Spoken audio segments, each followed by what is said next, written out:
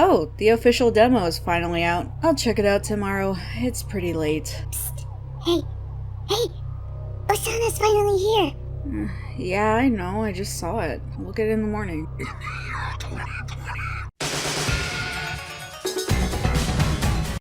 Oh Lord, she's finally here! Hello everybody, my name is B, and holy shit, Osana is finally here after like 4 fucking years. I know I said I wasn't gonna talk about Yandere Simulator, but even though this has a lot of drama surrounding it, this game was a huge part of my life, and it is still kind of important to me. So Osana being released after so long is actually kind of important to me, so I really want to talk about it and give my thoughts on the demo that was released a couple days ago. So we have a lot to go over, and to prevent my editor from wanting to drink his forever sleep juice, I'm going to try and make this as quick and easy as possible. And I also want to give a disclaimer to anyone who thinks that this video is going to be talking shit about Dev or ripping apart the game or hell even white knighting him. This video is not for you. Think of it sort of as the thoughts of someone who used to be super active in the fandom but no longer is, giving their thoughts on something they've waited for a very long time,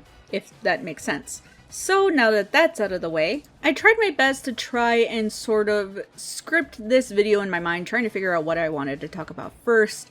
I thought about trying to talk about the elimination methods, but I'm gonna be honest, that stuff is kind of boring to me. I'm more interested in the story part. So anything that included a cutscene interested me the most. So I guess I'm just gonna be talking about that in this video.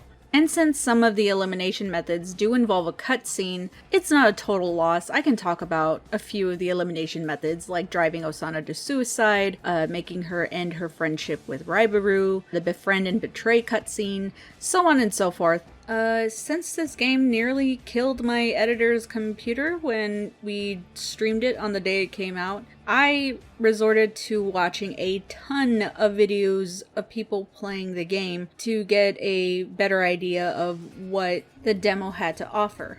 And, yeah, if that game can almost kill my editor's computer, it sure as hell will destroy my laptop. I am not downloading that game until someone fixes the frame rate or whatever is going wrong with the game, because there is no way that my computer can handle Halo but not handle Yandere Simulator. Bitch, we 2 minutes in and we haven't even fucking started! Alright. The first interaction we get is Osana yelling at Taro, and Taro is just a pussy who takes shit lying down for no reason. And Ribaru, as much as I really hate this character, drives a decent point. Osana's a bitch. And Osana is just saying, well, it's not my fault, I can't be honest. Yeah, really great rival so far, guys. Though, I'm gonna be honest, I don't know how Taro put up with this shit. Ever since he was a child, I would have dumped that bitch a long time ago. In one of the most basic elimination methods to get rid of Osana, you have to either befriend or betray her. And in order to gain her trust, you have to do a task for her. And in the video I saw by Cub Scouts, you can just kind of walk up to her and ask her what you can do for her, which personally just seems kind of unrealistic. If I was Osana, I would be like, who the fuck is this bitch trying to ask me what she can do for me? That's just weird. But I guess I'm just being nitpicky. I don't fucking know. So the task is very easy. You go and find a lost keychain that she lost in the hedge maze, which for some reason this school has a fucking hedge maze. And then you basically go return it to her. Depending on the timing, I guess, you do this in, you might catch her in the middle of a phone call with someone very suspicious. And this is the first sign we get that Osana isn't just a bitchy character. Something is going on, and it basically involves a stalker, which is this type of story I live for. And this is also the storyline that I have been waiting for a very long time, and something I was very interested in. So it was nice to finally get to see what this was all about. If you continue to eavesdrop, you get little clues as to when you can actually eliminate Osana. For example, Osana says that she wants to go up to the rooftop at a certain time. I think this is after class. So I think if you get there before Ribaru, you can get rid of her in a very gruesome way that I think is very creative, where you use her twin tails to shove her head into the air vent And this is not the only time you get to use her hair against her. You can put it on a weight and drown her in the pool, which is a small detail that I really like. Using someone's body against their own. Is hair a body part? I don't fucking know. After the call, Ribaru gets this feeling that Osana is not doing so well. So she takes her around the school, looking around the clubs, just to kind of keep her mind off things. And one of the things I really liked about Yandere Simulator is the characters. And getting this little scripted event where Osana's giving her opinions on all the different clubs is something I really appreciate. Blah blah blah, Osana's still a bitch towards Taro, and despite it looking like you'll never get rid of Ribaru, there is actually a way to get rid of her, or distract her long enough for you to kill Osana. And that scheme involves Budo, and honestly, I've been trying to think of a way to properly explain why I hate this idea, but it all ends up being really cringy, shippy, complaining garbage, so I'm just gonna say I just don't like these two together and be done with it. Anyway, now that Ribaru's out of the way and not being a weird creepy stalker that follows Osana around, maybe she is the stalker. But no. You have to do this really tedious task where you leave a note in Osana's locker and then you go to Osana telling them that you saw somebody leaving a note in their locker, thus tricking her into going up to the rooftop. It's weird. And by the way, Yandere Dev never replaced that voice. It's still Kokona's voice. Yeah. But aside from that, you meet her up in the rooftop, sneak behind her, remove the covering thingy from the air vent thing, and then you shove her hair into the air vent, thus decapitating her, which is probably my favorite elimination method. 10 out of 10.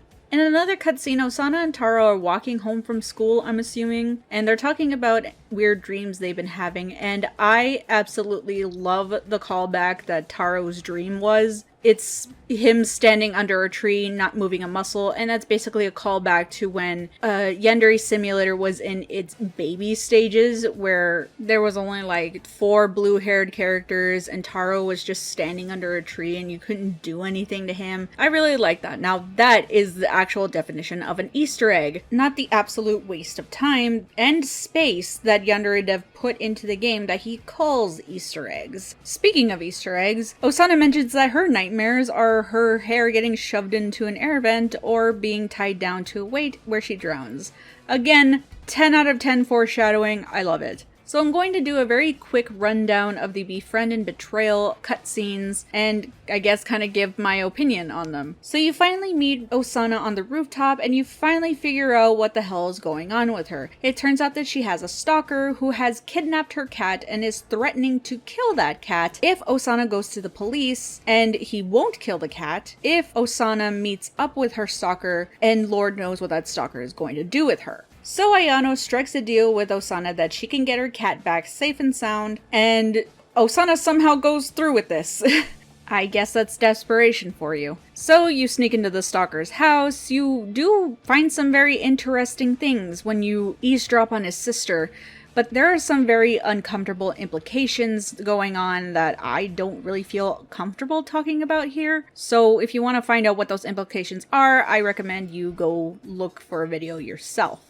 Doing a little more sneaking, you sneak into the stalker's bedroom and holy shit, he is a degenerate. And at first I thought it was Gemma, but thankfully I don't think it is, because their voices don't really sound the same and their hair is slightly different. And holy crap, the dialogue that he's going on about while he's caressing the poster of an anime girl that looks similar to Osana is very creepy and keeps me up at night. So while that's going on, you sneak up, grab the cat that he has in his room. If you stay long enough, he will turn around and ree at you that you're ruining everything. I don't think he attacks you if you stay for too long. That is something I haven't seen in any of the videos I watched. Blah blah blah, sneak away, and then you tell Osana that you rescued her cat. Next morning, Osana comes to visit your house so she could pick up her cat. And then this is the cutscene where you decide if you are going to befriend Osana and make a deal with her, or you betray her. And this entire cutscene where you decide what you're going to do, the dialogue that Osana is talking about her stalker and saying how it doesn't make sense how you can obsess with somebody that you've only met once is very ironic and again, it's really good foreshadowing, dialogue, writing. I don't know the words to put.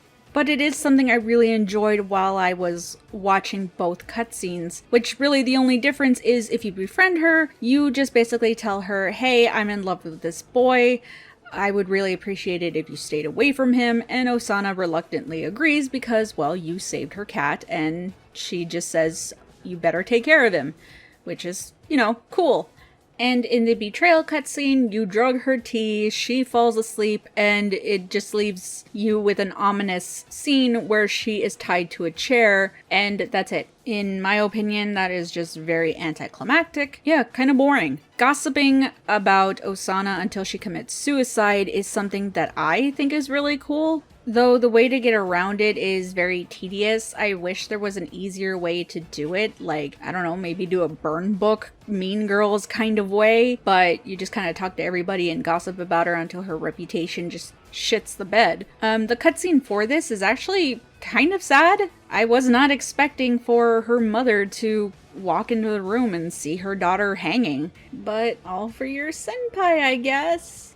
I think I went over everything I wanted to talk about. The only thing that there is to mention is the ending cutscene of the demo, where the headmaster is talking to Megami's father, aka Mr. Psycho, and they're just talking about, you know, sacrifices that need to be made, bloodshed has to happen in the school, and it so far just kind of leaves things up to interpretation. I have my own theory about it, though it's not exactly well constructed. So I am very curious as to what this storyline is going to entail. And so I think it's time to finally wrap up this video and give my rating on the demo. I am aware there are quite a few things that I didn't mention, but if I continued going through every single possible way to get rid of Osana, this video would probably be like an hour long, and I don't want to go through that. So I think it's fair to give the game at least 2 different ratings. One rating is going to be for the story and the characters, and the other rating is going to be for how it performs as a demo and as a game. Well, for starters, the first rating about the characters and the story, I'm going to have to give an 8 out of 10 because it is simply the best part of the game. I enjoy the characters, I enjoy the dialogue and the writing, and I think that's the reason why I still like this game, because the characters have so much potential. Even though a lot of them are just kind of background characters with no personality, the ones that you do get to interact with and have a story with, it's just a lot of fun to me, and it's really refreshing to see some of these characters interact. Personally, I would love to see more background characters interact, but I do realize that's not exactly the point of the game. But, you know, some throwaway dialogue here and there that you can kind of just have an option to watch them talk or just do something silly that I personally think it would bring a lot more personality and life to the game. But that's just my personal opinion. I just have a big love for all the characters of this game. As for the story, I mentioned before, there is quite a bit of potential in this game. I really want to know what the hell is going on with Mr. Psycho and how exactly this has to do with the final rival. And as we see with Osana Stalker, I really would like to see what Yandere Dev has planned for the other rivals, especially with Oka, because she's my favorite, and I want to see what's going on with her and her life. And as for the rating for the game performing as it should, I am going to give it a 3 or 4 out of 10. The game is still buggy, and it seems like Dev or whoever else was helping him with bug testing missed quite a few things. Oh, no. I believed in you, Dev. We're off to an amazing start, ladies and gentlemen. Oh, shit. There are still characters who get stuck in, like, say for example, the fountain or a wall. There are still, to this day, frame rate issues. And the frame rate, oh my god. We broke the game, guys. Why is it going so well? So I'm trying to look up with my mouse, and it keeps, like, teleporting the mouse position. Stalin and I encountered a bug with Ribaru. Oh, wait, can I not kill her? Oh god, no. Oh god, what just happened? Oh, right. Can I not? What is this? Is the game busted? I think it got busted. I can't even press escape. I think it's because the timing of it Oh! is completely off now. Oh, now I'm... Oh. Why does it look like that? Oh, yeah. It's because the timing of the scripted events must have screwed it up there. I guess? And we also, I guess, encountered a bug with the second day where for some reason it thought we were doing the alphabet challenge when we weren't, and the frame rate shat the bed to the point where it almost killed Stalin's computer. So yeah, that's not a good look. There are still a couple things missing with certain cutscenes, and I'm not talking about the ending cutscene with Amai that was made pretty clear that this is just, I guess, sort of animatic preview for it, so I'm not going to complain about that. I'm talking about there still being a black screen when you expel Osana. Some of the voice lines are still Kokona's lines when it should be Osana's. I would try to excuse this as being an oversight, but there had to have been multiple playthroughs of this game to make sure things were running smoothly, and I'm going to assume that Dev just did not care about these specific things. I'm sure some people are thinking that I'm coming off really harsh or rude or mean, but when you're a game developer and you release your demo and say that this is how you imagine it to be in the final product, things like this should not be happening. I can excuse the Amai cutscene, I can excuse little bugs here and there, but when it comes to a game-breaking bug or just plain laziness, it's really kind of unacceptable, and I can only be positive for so long. So to recap, that is 8 out of 10 for the story and characters, and 3 out of 10 for the game performance. So what now? Well, I guess we're just gonna have to wait and see if this game ever gets finished. Even though I gave the game performance such a low rating, I still would like to see this game finished someday. Whether or not that happens is something that we're just going to have to wait and see. And if and when the game is finished, I can only hope it's not as buggy and broken as it is now. Well, this is the longest video I've ever made, and I'm still throwing out video ideas at the wall to see what sticks.